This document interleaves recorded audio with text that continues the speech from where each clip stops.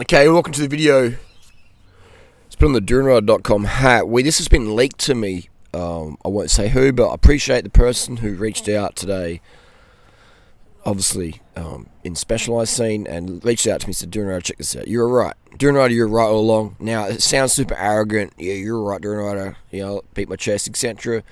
But I called it, man. I called it months ago. The SL7, that headset. We got one here. This split ring. This fork. This is an SL7 SX fork. Too light. Bad design. Engineered poorly, in my opinion. In my experience. And Specialized have taken it up and given it a recall. But here we go. Alright, so this is first let me get into it, is like, people are, this is not the website, this is not the Specialized website, this is fake, this is real, man. This will be on the Specialized website very, very soon. Ask your local dealer if they've been uploaded yet. They may not have. This is real, alright, this isn't fake. It's not the Specialized website, it mustn't be true. It will be there eventually. How long, we don't know. But this has been leaked right now. This is the first part of it on the internet that I'm aware of. You can't rely on Cycling Tips or Bike Radar or whoever who's paid to promote Specialized product. Hey, it's business, but you can't rely on these people, in my opinion. It's marketing, man. It's marketing, alright? It's marketing. It's marketing. This is why I do what I do, because I care about cyclists. I genuinely care. I think cycling is like one of the greatest things ever, and a bicycle is designed to simplify your life, not complicate it. I don't like where the industry's going with these stupid design headsets, integrated forks, and cables going through the stereo. I think it's just stupid. It brings no advantage. It just complicates things, and it's unsafe, as we're going to find out. BMC with their D-shaped steerer, Snap City, man. Snap City. Cervelo, it's just issues, man. Cannondale. Bikes are meant to simplify your life, not complicate it. Let's get to the point. So the issue here, this first issue is some of the SL7s got shipped with a one-piece split ring, which is etching into the fork, causing forks to fail potentially. And other ones are shipped with a two-piece. This is a two-piece one here. So this is okay for now. I don't think it is. But my issue with this one is the cables, the brake cables that go through it, they wear out. Alright? So if your fork doesn't snap, your hydraulic brakes are going to fail. So I reckon if you're going to run an SL7 safe, run it with mechanical disc. And you won't have a problem then. You won't have a problem. Alright? If you run mechanical disc, your brakes can't fail. Because if this thing will, in my opinion, in my experience, will etch away your hydro line, you will get a hydraulic brake fail on your SL7. Unless you're replacing your hydro cables every...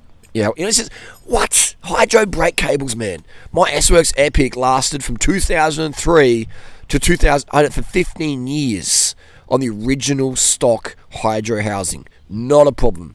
The XDR brakes worked fine. Blah, blah, blah. It's just, housing should last forever, man. You chuck that stuff in landfill, the dinosaurs will be chewing it in 10,000 years' time still. It just lasts forever. It should last forever. So this is dumb. So they're replacing that. This is just proof of what I've been saying all along. These big brands, they release product, whatever's cheap, blah, blah, blah, big profit margins. These bikes cost $50 to $100, these frames, to make in China. They're all made in China. Not Taiwan. This S-Works SL7, this fork here is made in China, alright? It may be finished in Taiwan or shipped out of Taiwan for logistics and less tariffs, but they're made in China. There's nothing wrong with that. My wind space is made in China. My Cannondale's made in China. My Cervelo's made in China. They're made in China. My factors are made in China. And then things get shipped out of Taiwan. These noobs out there who say I'm wrong. And it's like, man, you don't have the industry contacts I do. I've got this leaked on the internet now, before your shop's even telling you about it. You've gone into a shop, you've paid $18,000 for an SL7, the fork could fail because it's a design flaw, and they're not calling you up, are they? Are they calling you up? You're watching this on Durianrider first. And so before you get all, lippy and haty, I'm here to help you, man. Right? I'm generally here to help. I think cyclists should look after each other. I want people to have a good experience with cycling. This is why I'm outspoken about this. I'm not a Specialized hater. I've got a Specialized vintage bike behind me. I'm a huge Specialized fan. I'm just not a fan of this crap banker profit bullshit, hard to work on junk that Specialized is focusing on the last few years. Anyway, so you got to replace that. You got to put the two-piece in there, and then the second issue, and then to replace that, you got to take all your freaking cables out. You got to re-bleed your brakes, unpull it all. Can you imagine being in a bike shop right now, having to deal with the keto barristers and the people like me? I bought a $20,000 bike and this shouldn't happen. It's not good enough. And it's not good enough. But people, when you drop your bike off at the local bike shop, understand that the employees, the bike mechanics, didn't design your bike. They just built it from the box from China, Taiwan, etc., and they just sell it to you. Like, it's just, be easy on them, alright? They don't want to be in this situation. So when you drop your SL7 S-Works off or your Pro or whatever, just understand that it's not the bike shop's fault, alright? It's not the bike shop's fault. They're just selling what they're told to sell and blah, blah, blah. Like, so just go easy on your mechanics. They hate it as much as you do. Trust me. Every single specialized shop now absolutely hates working on the SL7 compared to like a rim brake option. You know what I mean? Just absolutely, it's just like, oh, blah, blah, blah. I guess they get to charge more, so maybe I'm wrong. Maybe some like to work on it because they're getting paid. The shop owner probably likes to work on it because it's like, I can bill you more because it takes more time. But the mechanic itself, they're getting paid the same rate per hour, whether they do a hydro bleed or just a normal rim brake. They're getting paid, but it's just extra faff. You know, so if you're working an hour slot and you got to do faffy stuff, it's like inconsistent. It's like, oh my god. Or you're doing work where you know this is going. The customer's going to be happy with this product. When I finish this job, the customer's going to be stoked. Okay, where were we? Just had to do a 10 to a bike pickup. So yeah, you just got to, you know what I mean, like. Just a lot of faff. So basically the fork's failing, potentially. These are the rub marks. They're okay. They're satisfactory. Like that. That's okay. This is an SL7 here. But, and you use your fingernail to check it. But if your SL7 has this, then you need to get the fork replaced. You need to get a fork. Now the question is, will you be able to get the same color fork? Can you imagine this, man? Imagine this. Imagine the person who watches this video in a year's time, who's been riding the SL7 a little bit, you know, it hasn't failed on them, and then they go back to specialized dealer and like, yeah, we'll give you a new fork, but the color's not going to match. I mean, I personally wouldn't care personally myself, but the average S-Works customer, they're going to want a matching fork, in my opinion. So this is what happens. So look at that. Specialized have sold this is how poorly designed specialized bikes can be. And it's not just Specialized, it's many other brands. This is new tech. It hasn't been tested properly, in my opinion. And look at this. I said this early on in the case. This SL7 is going to have problems with the headset. Be it the cables rubbing or the rubbing in the steerer. And look at this chunk out here. This chunk out. This is just, you know, so that's obviously going to cause a failure at some point. Look at that. Boom, imagine that. Like this is... Cycling Tips won't tell you this. GCN won't tell you this. Bike Radar, Velo News, whatever. They won't tell you this stuff. They won't tell you this stuff. You have to learn it through me. Which is sad. Which is sad that I'm the only large social media channel out there who's really, you know, calling it. I mean, actually, Hambini calls it out. Lucha Technic calls it out. So I guess I'm not the only one, fortunately. So yeah, this is Peak Talk calling it out. But yeah, and also you want to tape the cable. Tape it to prevent the rubbing as well, because these can rub away your carbon steel over time and cause a failure that way as well.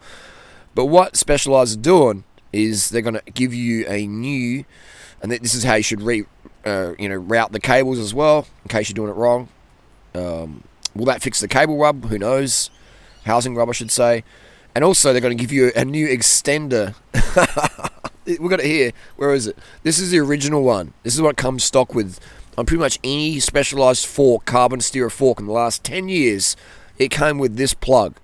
Now all of a sudden, Specialized is saying, for the SL7, this plug we've been using for the last decade isn't safe. This is Specialized saying that. We're going to give you, ladies and gentlemen, we're going to give you the extender plug, which is what I've been saying for many years. Put a longer plug in if you've got to run spaces above your stem.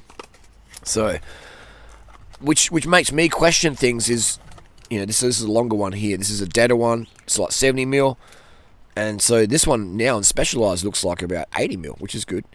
But Specialized, my question you girls and guys is this one safe to use on the old product? I don't know. I mean, I'm assuming it is. But the fact you're using a longer one now, I think it's a good idea. I think carbon forks personally should have thicker steerers. At least minimum, they should have longer plugs. What brand out there is Cannondale's plugs are absolute crap house. Cannondale plugs, the old giant TCR plugs, 20 years ago were crap. If I'm rebuilding a bike these days, if I'm working on a bike, I'll pull the plug out and check it. One of the first things I do is the plug deep enough. If it's not, I put a deeper plug in there. And I use ones from Deader. I even use a specialized plug as well on some bikes, but make sure it has to go deep enough below the stem bolt area. But this one's going way down to the bearing area, which I think is a great idea. I run that some of my bikes as well. And you have to cut it if it's a small frame, etc. So look at that. You have to get all this stuff. How on earth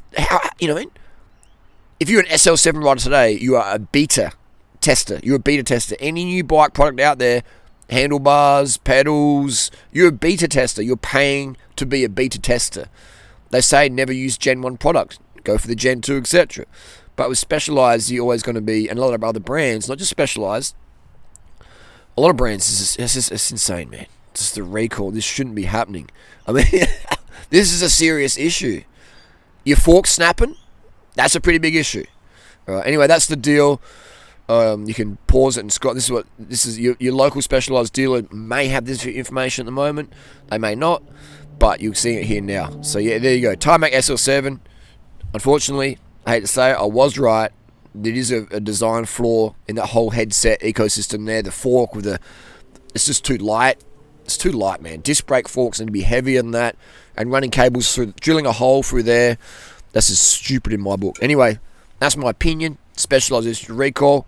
And I also suspect, I'll say it again, this won't be the only recall on the SL7, in my opinion. There'll be other issues with it, in my opinion.